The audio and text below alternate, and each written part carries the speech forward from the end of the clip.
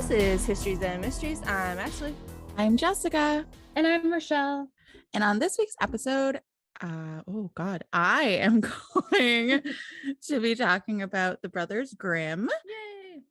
And Rochelle is going to be talking about spooky underground places. I thought you were going to say this week I am coming to you from under my blanket fort.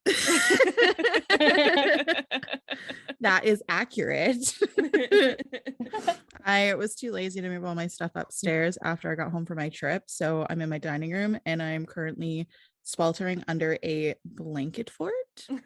Just like when you're kids. Yeah, I had first made a movie fort out of like stacks of DVDs and that didn't work. So now I'm dying under a blanket. It's like a very thick wool blanket. I see that. The sacrifices we make for good audio quality. Yeah. All right. I'm gonna just like jump on into my story because it's long. Okay. And I'm gonna talk about their stories and the differences, but this is actually like some people might find it dry, but I find it very fascinating. I love Brothers Grimm. Yeah, and it's really cool. Like I didn't know half of this stuff about them, so like I'm really excited to talk about it. And I did this research like weeks ago, so I don't remember half of it. So perfect. And they're German, so this is my disclaimer right now that I don't know how to pronounce half of the stuff in my story. Yeah, I was gonna say all I know is that they wrote creepy stories and they were German, so that's the extent of my knowledge. My favorite thing about Germany when I was there was that in Berlin, the little Walkman is like, and has like a little hat, and he has a name, and I forget what the name is too, but yeah, that's cute. Really cute. Now I'm gonna have to look up the name because it's gonna bother me. But when I was in Vienna in Austria, they were having like a Pride Month, and so the walk signs were like two girls holding hands with heart above them. Oh, that's cute. That was really cute. Oh, that's him. The Ampelmachen. Yes, that's correct. Yes. That's really funny. Ampelmachen. Yeah, he's really cute though. I like him a lot. Look him up if you haven't seen him. It's fun. Perfect. Okay. So I'm not going to pronounce anything correctly. Just bear with me here.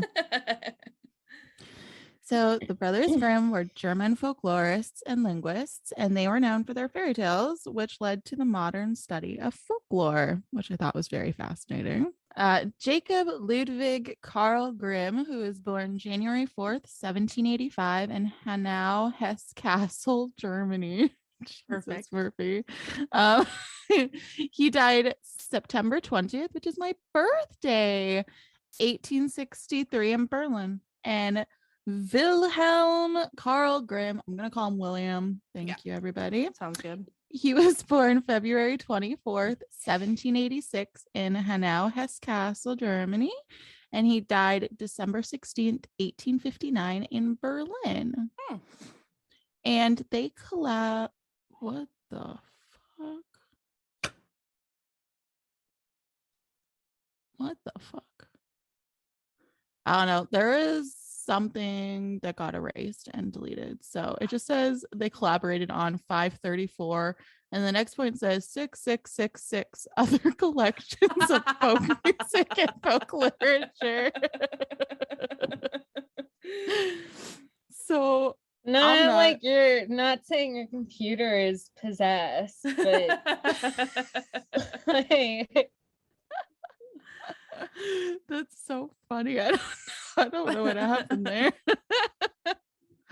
But anyways, so they worked on some folk music and folk literature together, and Jacob in particular did important work in historical linguistics and Germanic philology. Which is an English word that I can't pronounce, so that's just fun. And this included the formulation of Grimm's Law. They were among the most influential German scholars of their generation. They were the oldest in a family of 5 brothers and 1 sister. Philip Wilhelm, a lawyer, was town clerk in Hanau and later justiciary in Steinau. I hate these words. That just sounded like sounds. Really? They look like sounds to me. Which is another small Hessian.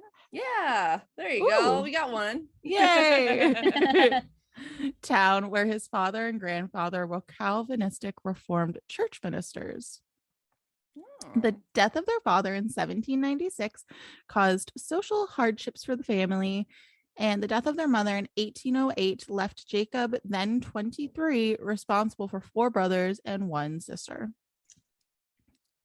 Jacob was scholarly, was small and slender with sharply cut features, whereas William was taller, had a softer face, was social. Based off of this description, they appropriately casted them in the Brothers Grimm movie. I would. Oh, really? Yeah, because That's Heath funny. Ledger was William, Uh-huh. like softer face, sociable, and then they casted, I think, Matt Damon as Jacob, like slender with sharply cut features. Oh, yeah. Okay. Yeah. Yeah. So I think that they like. Yeah, they did pretty good. Yeah. Have you guys watched the movie? Obviously, Ashley has. Years ago. Yeah. No, I've never seen it. Oh, Really? It's good, Rochelle. It's good. Watch it. I will. So following in their father's footsteps, the brothers attended high school in Kassel and then went on to study law at the University of Marburg, with the idea of joining the civil service. They were influenced by Clemens Brentano, who instilled in them a love of folk poetry, and Friedrich Karl von Savigny, co-founder of the Historical School of Jurisprudence. Why am I doing this story? Who taught them an antiquarian investigation method that served as the foundation for all of their subsequent work.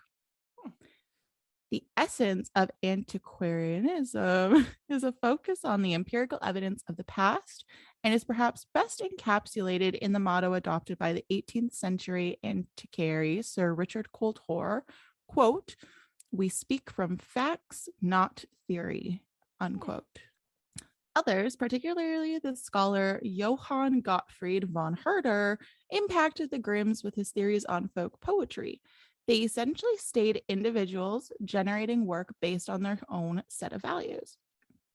In 1805, Jacob and Savigny went to Paris in order to research legal manuscripts from the Middle Ages, which, holy crap, that would be like my dream. Researching legal manuscripts from the Middle Ages? Like, how friggin' cool. And oh, the smell would be so nice. Just like being able to touch things from the Middle Ages. I guess actually, I was thinking legal manuscripts as in like, I don't know, something boring, but I guess it would be kind of cool to see like what people were going to court for at the time. Yeah, and like the laws and rules that they had back then too. Yeah, I don't care about that so much. I liked reading through like the records from the penitentiary when I was working there. And like all of the ways the inmates died and what they were in for and when they came. That would Yeah, be that would've been interesting. really to me. cool. Yeah. Unlike his brother, William grew up with an illness. It never really mentioned what it was, and he wasn't really able to find any work until 1814. In 1808, when the French came, Jacob became the private librarian for King Jerome of Westphalia, and about a year later, he became the auditor. What? Phalia. Is that not right? No, I was laughing because it sounds like phallic, like a penis. Oh, I thought so. I thought that's what you meant. I'm just being a middle schooler. Oh my goodness. I have a podcast with children. So a year later, he became the auditor of the Conseil d'État, but later he returned to Hessian service in 1813 once Napoleon was defeated. Weren't the Hessians like really bad? I assume so. Thanks.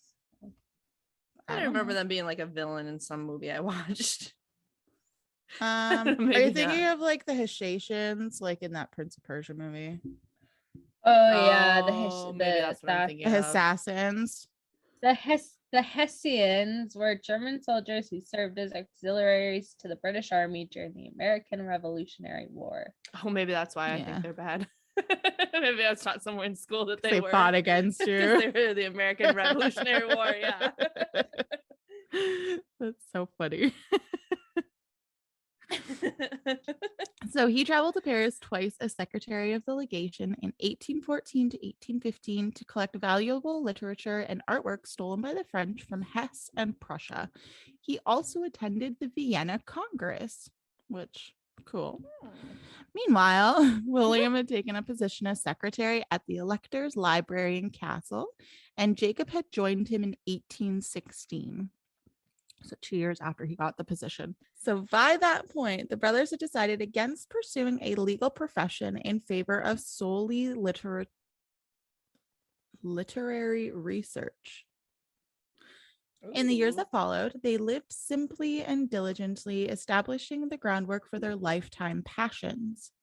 Their entire way of thinking was based on the social and political changes that were occurring at the time, as well as the challenges that these changes presented. Jacob and William had little in common with the 18th and 19th centuries fashionable Gothic romanticism.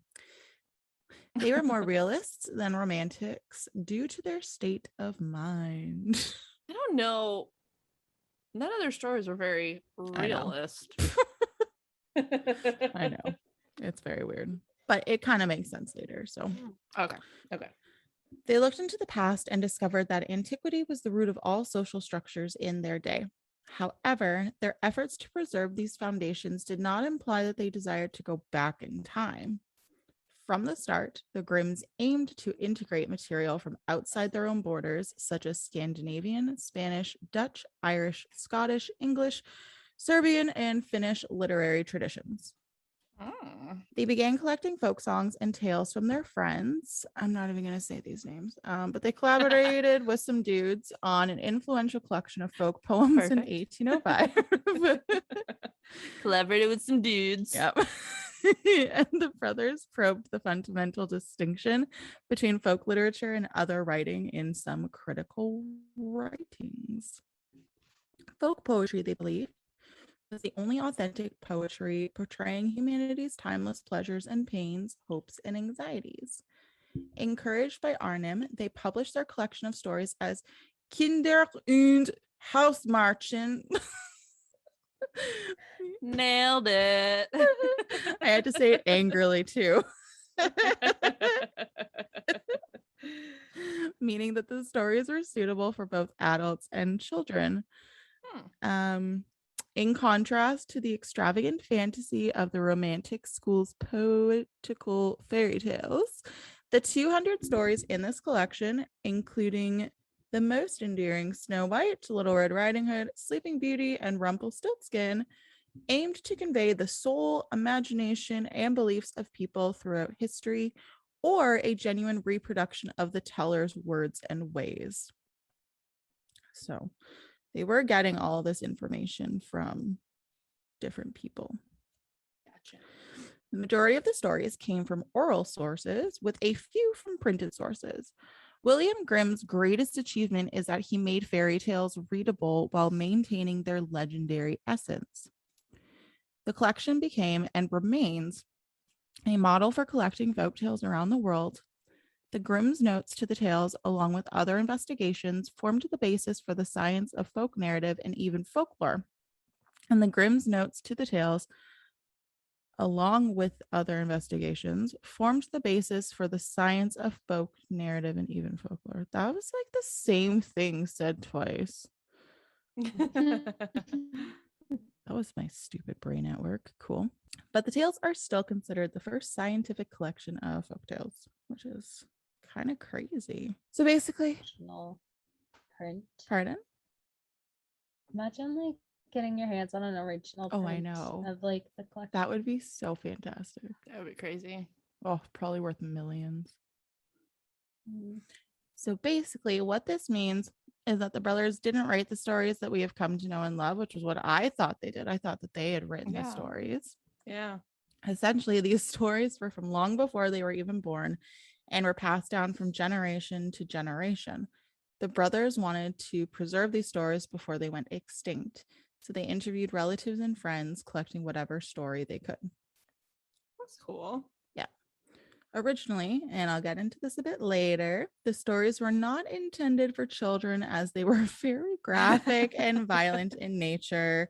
Yeah, their stories are not nice. No, as is Still, most German stories. Little Mermaid is fun. Oh, I don't have that one on here. So, Kinder und Hausmärchen was followed. Was followed by Deutsch Sagen, a compilation of German historical and local stories that never had great general appeal, but it affected both literature and the study of folk narrative. The brothers then released a translation of Thomas Crofton Croker's Fairy Legends and Traditions of the South of Ireland in 1826, along with their own extensive introduction to fairy lore. Simultaneously, the Grimms focused on early literature's written materials, publishing new editions of classic books in both Germanic and non-Germanic languages. What the fuck? Die Deutsch Heldensage. If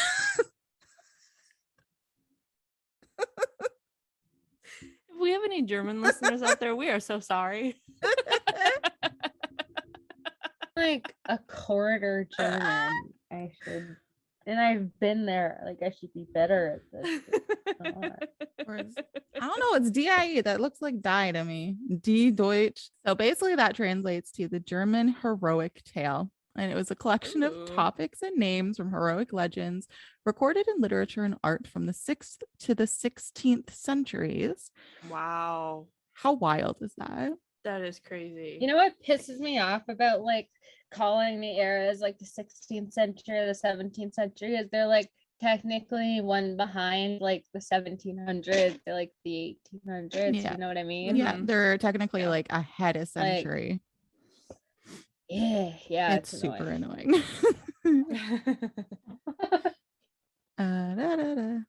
So it was as well as studies on the art of the saga, and that was William's most significant contribution.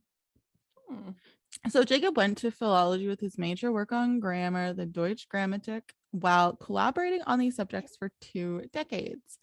The word Deutsch in the title relates to the etymological sense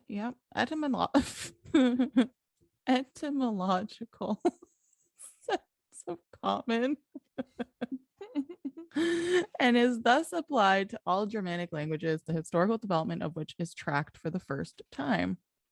He depicted natural laws of sound alteration, including vowels and consonants, in numerous languages, laying the groundwork for scientific etymology or the study of language linkages and meaning evolution.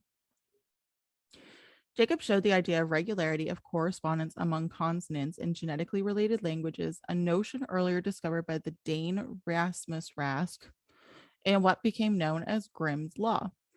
Jacob's grammar work had a huge impact on modern linguistics, especially Germanic, Romance, and Slavic studies. In 1824, Jacob Grimm published an intellectual introduction to Slavic languages and literature after translating a Serbian grammar by his friend Vuk Stefanovi Karadi. He continued his research into Germanic folklore with Deutsch Rechtssaltertumer.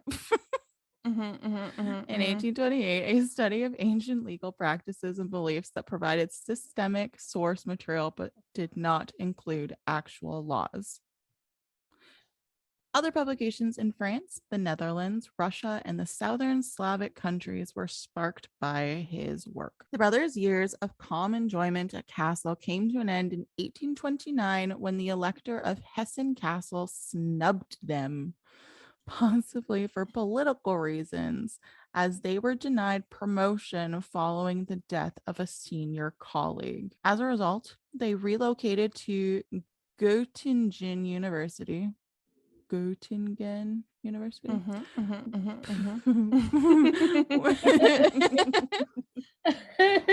Where I don't know what's funnier, Jessica just like struggling, or Ashley just being like, that's it. Like, just keep going. this is a ride. So once they got to that university, they were appointed librarians and professors. Oh. During this time, Jacob Grimm's Deutsche Mythology was published, and it had a huge impact. He traced the pre-Christian faith and superstitions of the Germanic people via poetry, fairy tales, and folkloristic components, contrasting the beliefs with those of classical mythology and Christianity. Many copies of the mythology were distributed throughout Europe, although followers were not always as cautious in their judgments as Jacob had been. William published here his magnificent edition of Friedank's epigrams from the 13th century. But once again, fate intervened when Ernest Augustus, Duke of Cumberland, became King of Hanover. He overthrew the 1833 Constitution, which he thought was too liberal. So the Grimms, together with 5 other academics, the I think it's Göttingen. Göttingen 7 wrote a complaint to the king 2 weeks following the monarch's announcement. That was English, and you struggled. Complaint.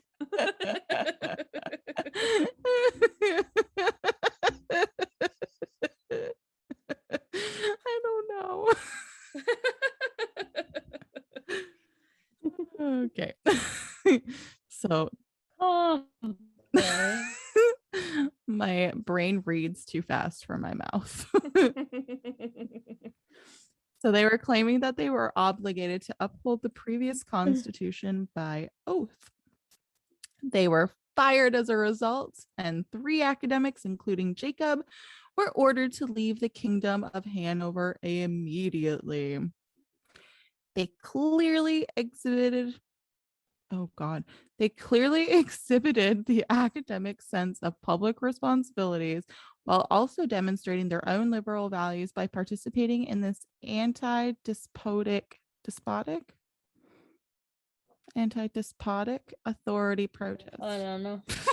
I'm glad that I'm not the only one that would have struggled. Institutions in Germany and abroad, Hamburg, Marburg, Rostock, Weimar, Belgium, France, the Netherlands, and Switzerland sought to recruit the brothers during their 3 years in exile in Kassel. They accepted an invitation from Frederick William IV, King of Prussia, to go to Berlin and lecture at the university as members of the Royal Academy of Sciences. I didn't know any of this about them. It's cool. Yeah. They started work on their most ambitious project there, the Deutsches Wörterbuch, a massive German dictionary that would serve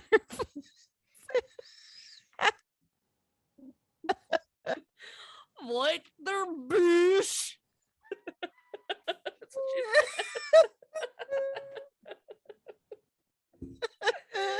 Oh gosh. Anyways,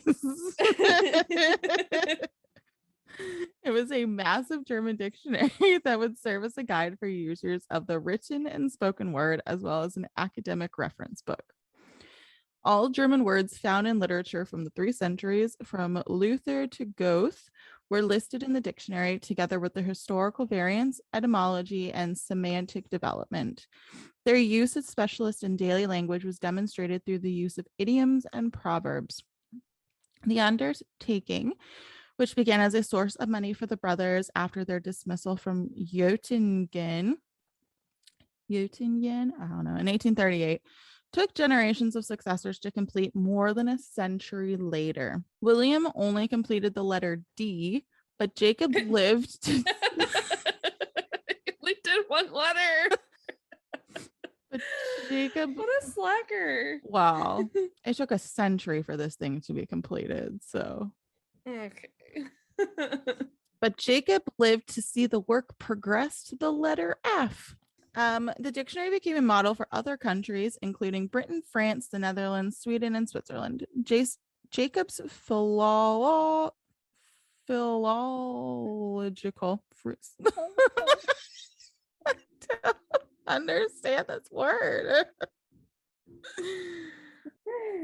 Philological, whatever. Research eventually led to the Geschichte der deutschen Sprache. I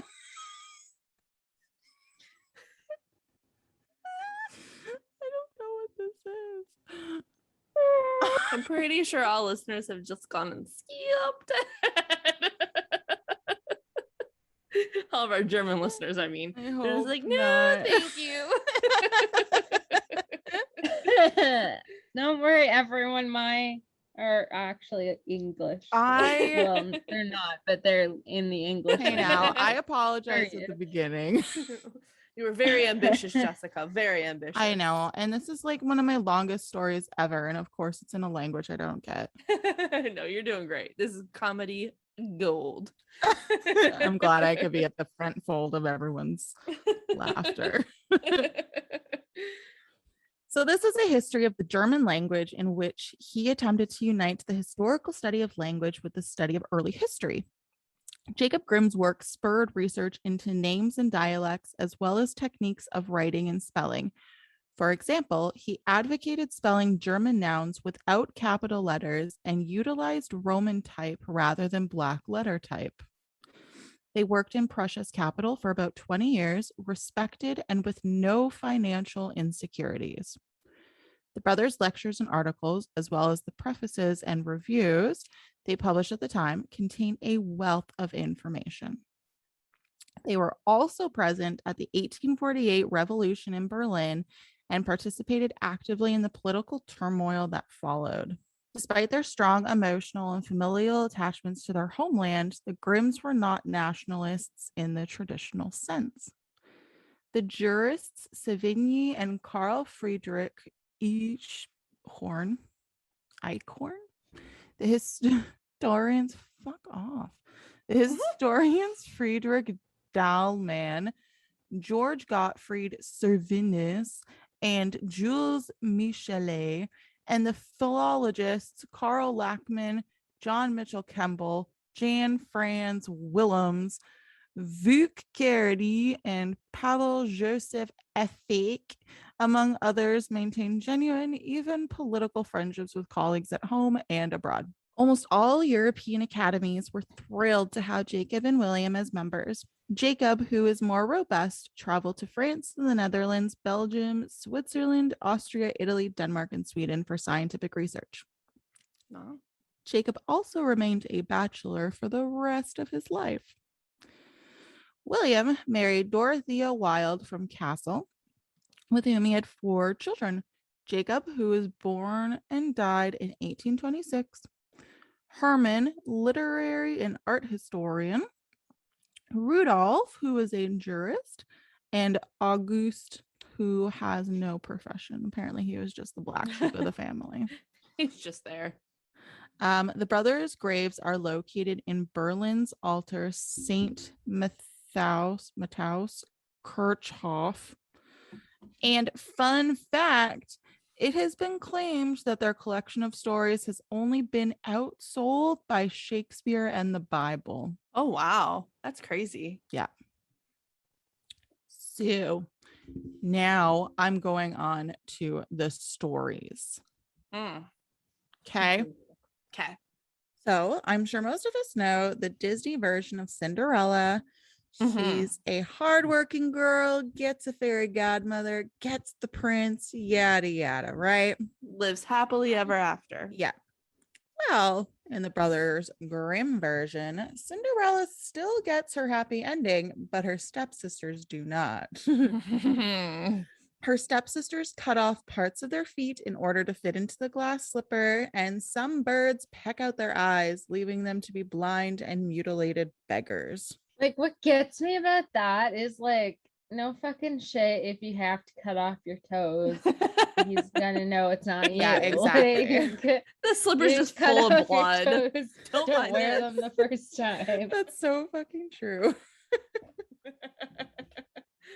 Okay. So next we have Snow White. Oh yeah. You know, the evil queen wants to kill her, so she hires a huntsman to track her down and bring back Snow White's heart to the queen. She lives with 7 dwarves, bites an apple, and is brought back to life by true love's kiss. But in the Brothers Grimm tale, this evil queen is Snow White's real mother, and her mother requested her heart, liver, and lungs for supper. Oh, gross. Yeah. Snow White. They did a movie, Snow White and the Huntsman. Yeah. It was pretty good. I liked that one. I hate Kristen Stewart. You know, Twilight's not my favorite, but I think she's done pretty good in her movies after. Yeah. Yeah, I agree. I don't watch any of her movies. She did. She's pretty good little actress now. I just feel like she has one face. You have one face. We all have one face. But we don't all have one facial expression. Anyways, so Snow White dies in their story. No true love's kiss. Oh. This is so gross. Okay, Say this is that. gross. The prince and his servants carry her corpse back so that they can enjoy it later. Really? Yeah, but I didn't know that. I didn't either. But on the way back, Like the only time I'm begging for cannibalism over. Yeah. Yeah. Yeah. What other Option there is. Yeah. but on the way back, they hit a bump in the road and the poisoned apple is dislodged from her throat and she survives. Oh. Snow White's, can you hear my child? Yeah. Snow White's mother attends the wedding of Snow White and the prince, where she is forced to wear scalding hot iron boots and dance until she dies. Oh my god. Yeah. It's like the opera, The Rite of Spring, or the ballet, The Rite of Spring. It's all about like this tribe who sacrifices somebody every so often that has to dance themselves to death. Oh. That sounds awful. Yeah. It's creepy. So the next one is Little Red Riding Hood. Oh yeah. So the original can't really be transformed into anything gentle. However, Red goes to visit her granny and the wolf stalks her and then eats them, and a lumberjack comes and hacks the wolf open, saving Red. Whatever. Author Charles Perrault has Red tricked into her grandmother's bed by the wolf, removing all of her clothes, and then she is eaten, not being saved. Oh. Another version has Red unknowingly cannibalizing her grandmother and drinking a glass of her blood that the wolf left out, and she thought it was red wine. Oh. Gee, I almost said who comes up with these kind of things, but that's exactly what we're talking about. The Grimm version has the wolf filled with heavy stones, skinned and killed by the huntsman. Ugh. And for once, their story appears to be the least violent. Yeah. So next we have Hansel and Gretel. In the Grimm version, these two are abandoned in the woods by their parents, where they come across the cottage of a cannibalistic witch. She attempts to eat the duo, but they trick her and push her into the hot oven instead before escaping. Originally, this was a French tale. Oh. The children came across a woman who told the children to hide, as her husband is the devil and would eat them. The devil smells the children and locks them in a barn, trying to fatten them up. When they were fat enough, the devil told the boy to get on a sawhorse, but the boy pretended to misunderstand what they were asking him. So the devil's wife got on and began to demonstrate. So then the children tied her to the sawhorse, slit her throat, and then made off with all of their gold. Oh my god. This is crazy. Next is Rapunzel. In the Disney version, Rapunzel was stolen by a witch and was saved by Flynn Rider. Her long hair also had magical glowing powers of healing. In the Grimm tale, Rapunzel and the prince had some encounters with one another, and Rapunzel ended up pregnant. Oh. The witch found out about the pregnancy, cut off all of Rapunzel's hair, and then sent her into the wilderness to live as a beggar with her newborn. Oh. Meanwhile, the witch lured the prince back up into the tower using the hair she had cut from Rapunzel's hair. When he got to the top, the witch pushed him out of the window and he landed on thorns, blinding him. In the Grimm version, they still managed to bring about a happy ending by reuniting the two and restoring the prince's sight. Oh, that's nice. Yeah. That happens in Into the Woods. Yeah, too. okay. I was like, I've seen that somewhere. I love that movie. Mhm. That was so good. Ugh, I hated it. Really? I hated it. I wanted to love it, but I thought it was so boring. Oh. I'm not a Sondheim fan. Oh, I know a lot of people come after me for that. A what fan? Stephen Sondheim, the composer, like the guy who wrote it. Okay. I'm just not really a fan of his music, like his musicals. But I did enjoy the movie. Yeah. I liked the song Agony. That was hilarious. Yeah. The Princess, Yeah. yes. So next we have Sleeping Beauty. And it's a classic story of a beautiful princess pricking her finger on a spinning wheel, sleeping for 100 years, and being woken by a prince kissing her, which is kind of low-key creepy. That sounds great. Yeah. Sign me up. In another version by Charles Perrault, the Red Riding Hood guy, Sleeping Beauty bore the prince 2 children, wherein his stepmother ordered the cook to prepare the children for dinner. Oh. The cook decided against this plan and didn't serve the children for dinner. So the stepmother created a pit in the garden and filled it with vipers so that she could throw the children into the pit. However, her plan is discovered, and not wanting to go out on anyone else's terms, she flung herself into the pit instead. I just love how much these people hate their kids. Yeah. I know, it's crazy. Another version is from 1634, in which a woman named Talia fell unconscious after pricking her finger on a piece of flax. At this point, she was thought to be dead, so her father laid her to rest and is then raped by the king. I'm unsure if the king was her father or not, so I have no idea. But she was raped while she was thought to be dead. When she awoke, Talia learns that she had 2 children. The king's wife still attempted to eat the babies in this version, but the king burned his wife alive and married Talia instead. Oh gosh. And I think this is my last story, which is wild. It's called The Juniper Tree. The Juniper Tree is a disturbing account of a young boy who was murdered by his stepmother. Clearly, stepmothers are often evil in these stories. I'm so happy I am a good stepmother and that my stepson likes me. Stepmother. Yeah, so my stepson likes me and he is a sweet boy. So, oh, good. knowing that the son will inherit everything upon his father's death, the stepmother decapitates the young boy when he reaches into a box for an apple. Not wanting anyone to know what happened, the stepmother devises a plan to make her daughter believe she did it. And then the stepmother cooks the poor boy and feeds him to his father. The young girl then buries the bones underneath the juniper tree where the little boy's mother is also buried. The boy turns into a bird and sings his story to various people who give him a gold chain, red shoes, and a millstone. The bird gives the father the chain, the little girl the shoes, and the stepmother, well, the bird drops the millstone on her head. Oh. The little boy is once again alive, and he, along with his father and sister, enter the house and have dinner. I've never heard that. I haven't heard that one either. either. Yeah. So I got my sources for this story from Britannica, biography.com, All That's Interesting, and The Culture Trip. Ooh. And that was my wild ride on the Brothers Grimm. Interesting. Very informative. That was Thank you. cool. I like I that did. a lot. Yeah. Good. Thank you. Okay, you want to hear about 2 spooky places that are underground? Yes, I'm just gonna take my Yes. blanket off my head Okay. so I stop dying of heat.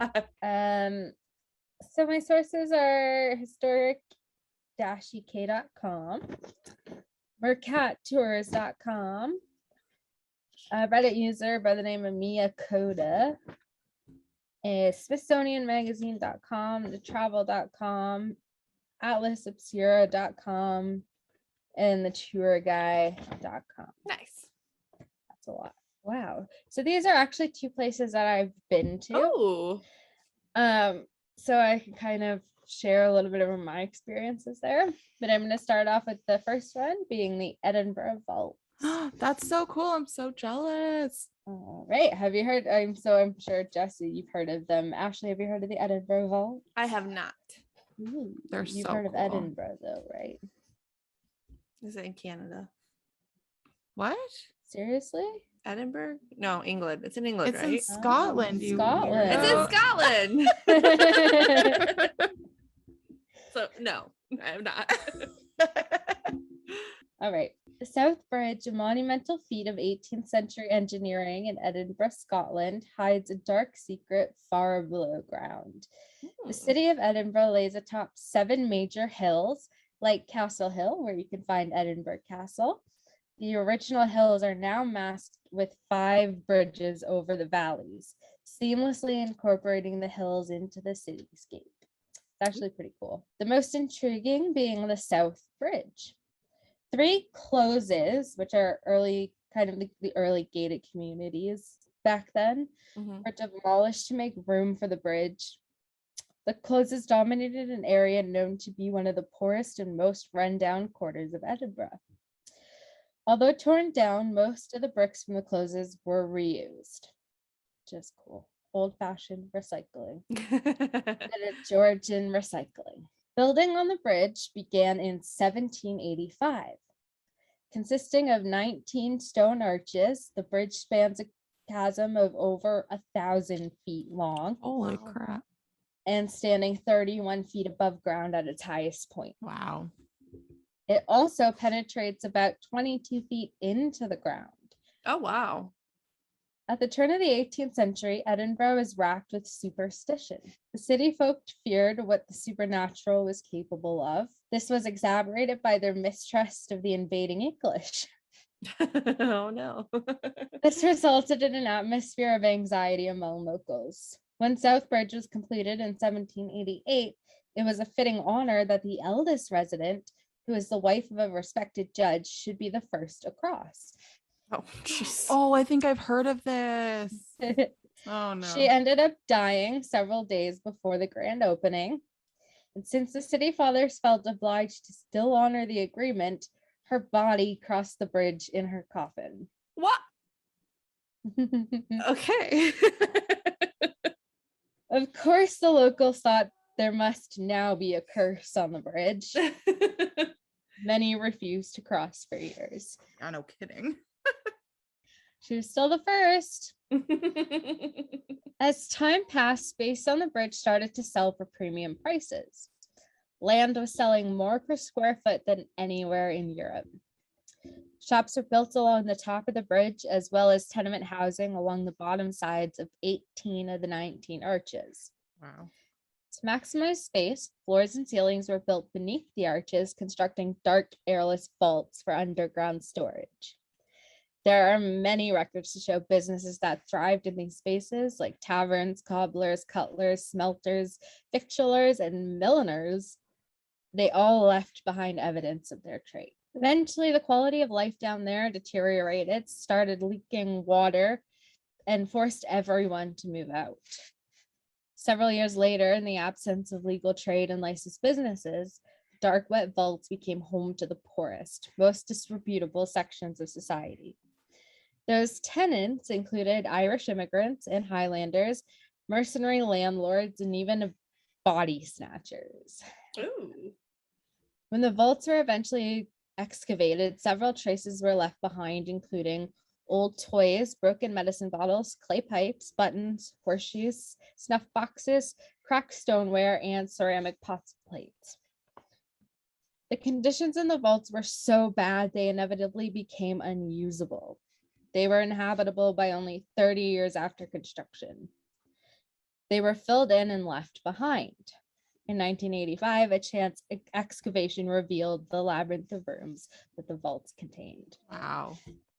Are the vaults haunted? What do we think? Obviously.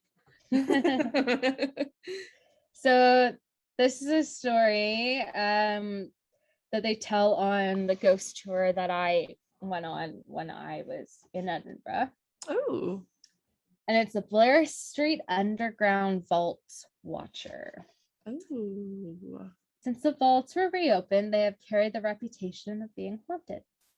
There are many stories of strange apparitions, from figures lurking in the dark doorways, footsteps in the corridors, disembodied voices, and icy touches from invisible hands. Ew. One of the better known presences in the vault has been lovingly nicknamed the Watcher by Ew. folks who run Mercat tours. I hate that. Yeah, I hate that. We have a ghost at the haunted walk that we refer to as Scuttle Man, which is just as gross. Ugh, yeah, I don't like that Horrifying. He is said to keep a close eye on the living when they venture down into the vaults. Described by those who have been unlucky to see him, the Watcher stands tall and imposing. He wears a dirty blue coat and a heavy, worn-out leather boots. Some refer to him as Mr. Boots. But that moniker seems to annoy him. He glares at folks from doorways, pacing the dark corridors, letting everyone know they aren't welcome. Some have even heard his growling, "Get out!" Oh. If the Watcher decides he no longer wants strangers in his space, he's known to get a bit touchy, leaving marks on the skins of visitors. Ooh. So creepy. So I wanted to read a real life ghost encounter. Ooh. Yeah. By a Redditor that I found on the No Sleep subreddit. I don't get fevers. I know it sounds crazy, but it's rare for me to catch fever. I can count on one hand the number of times my temperature rose above the normal level. Doesn't matter if it's the common cold, strep throat, or even the swine flu. I would experience every symptom except for a fever. Even out of those handful of times I did experience a high temperature, most of those were heat flashes. There's only been 2 occasions I can remember where I've had a full-on fever. When I was 4, I caught pneumonia and had a temperature of 104 degrees, and when I was in the Edinburgh vaults. I was there on vacation with my family, and I took an underground tour with my father. Don't remember the name of the tour, but I remember walking around a little and learning that Cowgate meant Cow Road and was used for herding cattle back in the day. That's cool. And also learning the origins of the term shit-faced. Our guide showed us to a building and led us upstairs to the underground tunnels. Yes, upstairs, because the hills. If I remember correctly, the tunnels are mainly used by criminals, and it was not the brightest idea for policemen to go down there because it was teeming with lawbreakers. It was common for a man to kill someone, hide in the tunnels until he grows a beard, then reemerge into the city again. However, if you become homeless, you had nowhere else to live but the tunnels. Keep in mind that people were less civilized in 17th, 18th century Scotland, and tax collectors could declare you bankrupt if they wanted to and take away your house. Oh. If you pissed someone off, they would burn down your house, so on and so forth. That meant that if you lost your house for whatever reason, you and your family had to share living space with rapists and murderers. Oh, fun. Sensibly, the only room with a door is where the women and children slept. Soon after I entered that room, I began to feel lightheaded. I felt uncomfortable in the jacket I was wearing, so I took it off, folded it, and held it. Eventually, I couldn't even hold it anymore because I was burning up. For those of you who are unfamiliar with Edinburgh's climate, there was only one day during the time I visited the sun was shining and it wasn't raining. Not that rain is a bad thing, but I still wore my jacket. In addition to that, I was underground, and if our guide shone her flashlight the right way, I could see my breath. The room must have felt a little clammy to everyone else, but for me, I was sweltering. I could feel my body develop a thin layer of sweat, and I want nothing more than to go back to the hotel and lay down. I slowly bent over to set my jacket on top of my feet, and I would have leaned against the cold rock wall. Something told me not to touch the walls. Our guide then began to speak. I can't remember her exact words, so I apologize. It was nighttime. The lights were put out.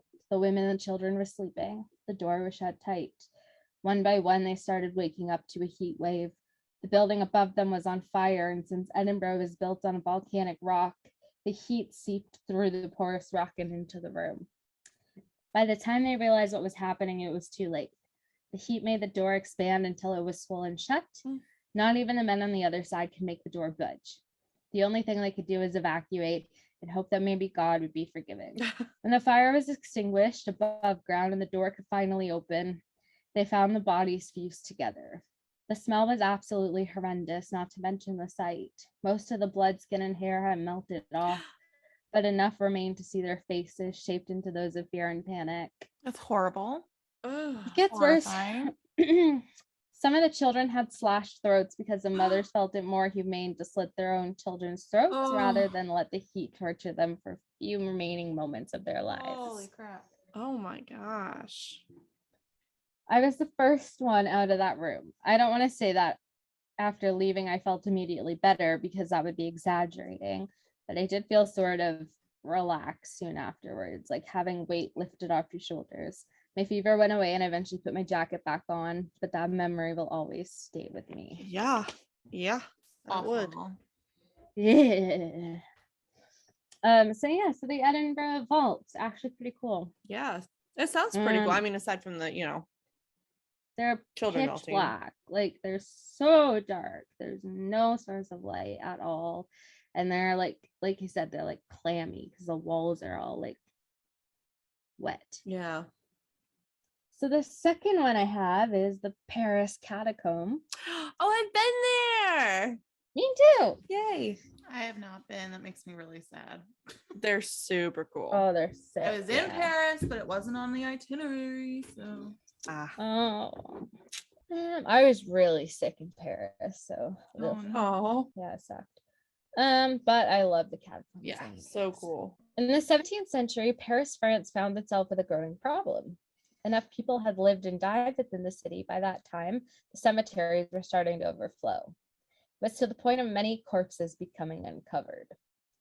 Luckily, the streets of Paris were hiding a solution to the problem, a labyrinth of tunnels that have existed under the city since the 13th century. These are but remnants of a time when limestone quarries are being mined to build the city itself.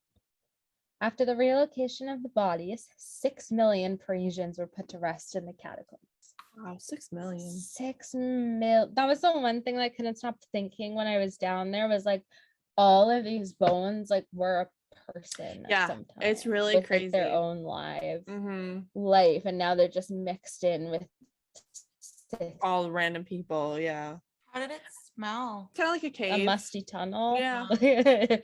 Yeah. What I thought was weird was how they took like you said, like each one of these people are like a real person with a real life, and they would take their like skulls and like bones and make shapes out of them. So like sometimes there's like a heart in the wall, a heart or something in the like wall. That. Yeah. I thought that was really weird.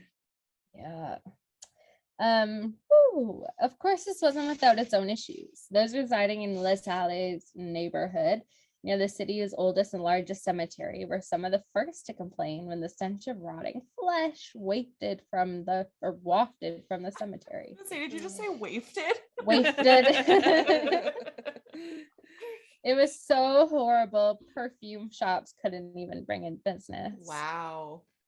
In 1763, Louis, I'm not gonna throw my new girls, XB. We got Louis the 9th, right? 15th. Yeah, I should have just looked that up. I actually should have known that for a variety of reasons. For a variety of reasons. Anyways, he banned all burials from happening inside the capital, but nothing was done due to backlash from the churches. They didn't want anything to be disturbed. His successor, Louis XVI, also wanted to move the cemeteries out of Paris, but again, nothing got done until 1780. In the spring of that year, a prolonged period of rain caused a wall around the largest cemetery to collapse, sending decomposing bodies into the neighboring properties. They really needed a good place to store all the dead. They began moving corpses from the Paris cemeteries down into the old quarries. Cemeteries started to be emptied by 1786. It took 12 years to relocate all the bones. Some even dated back to the Merovingian era, more than 1,200 years ago. Wow. When the French Revolution began, the bodies were buried directly in the catacombs ossuaries. This ceased in 1860s. Notable bodies: Jean-Paul Marat and Maximilien de Robespierre. A little less than 2 miles of the catacombs tunnels are currently open to the public. That's only a sliver compared to the other 200 or so miles sprawling under the city. Oh, that's crazy. The areas open to the public are curated and cared for, not to mention easy to navigate. This doesn't stop folks from illegally exploring other areas, though. Some have uncovered secret tunnels or even mapped the 300 entry points to get inside. Oh, wow. That's insane, eh? The maze can be tricky to maneuver in some spaces. There are many narrow passageways and tight tunnels that makes catacombs an extremely dangerous place. Mhm. So when I went down there, we did the audio tour. Oh, yeah. And so I just listened to the thing and walked around, spent a long time down there. It was cool. Oh, that is cool. Have you ever Super seen cool. the movie As Above, So Below? No, but I know it's about people who get stuck in the catacombs. Yeah, basically it's they go into the catacombs and they reach they accidentally go through the gate of hell, and so they're basically in hell. It's so good though. It's a really good scary movie. I really enjoy it. But yeah, it takes place in the catacombs. You don't see any of the stuff that you saw in the tourist area. They break into an area that's not the tourist area. Yeah.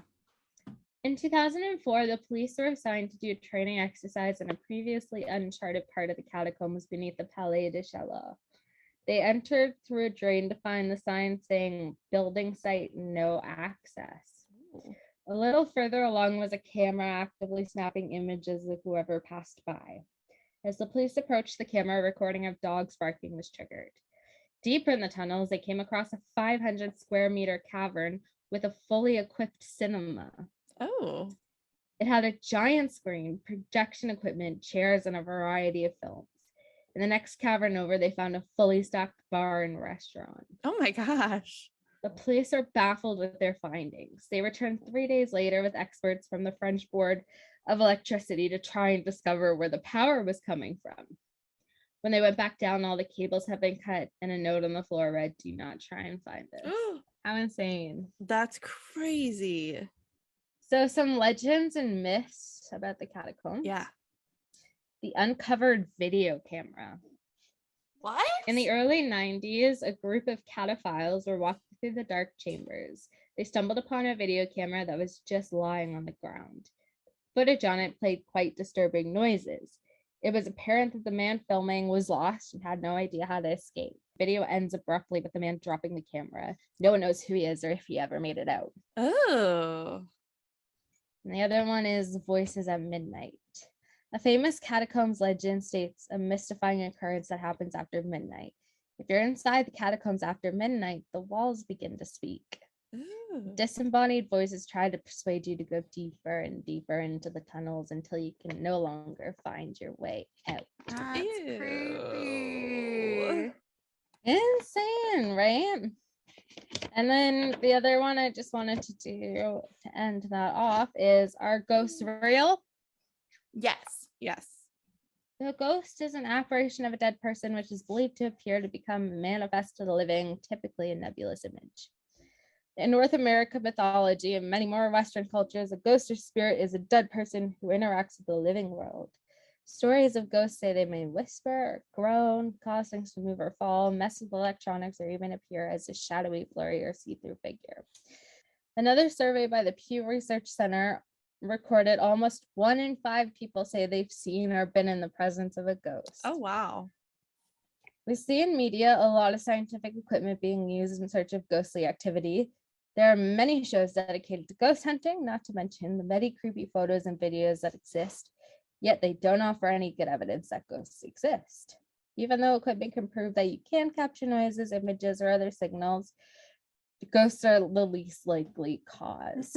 Scientists have only been able to determine that you can't always trust your eyes, ears, or brain. Very interesting. That was so cool. Yeah. Yeah, if you get a chance to go to the Edinburgh Vaults or the Paris Catacombs, 2 places underground that are really cool. Yeah. Yeah, the Paris catacombs are really cool. Mhm. Yeah, but I had not obviously heard of the Edinburgh vaults. So that was pretty cool. Since I didn't even know where Edinburgh was. If you want more of us three lovely ladies, you can find us on historiesandmysteries.ca. We are on TikTok, Histories and Mysteries Pod, and we are on Instagram and Facebook, Histories and Mysteries. And if you'd like to rate and review us, we would be so appreciative of you because that just helps us get out there a little bit more. Yeah. Yeah, and if you've been to the Edinburgh Vaults or the catacombs and you have a fun story, Yeah. share it with us. Yeah, we would love it. All right. Well, thanks for listening, everybody. We look forward to bringing you 2 stories next week. Bye. Bye.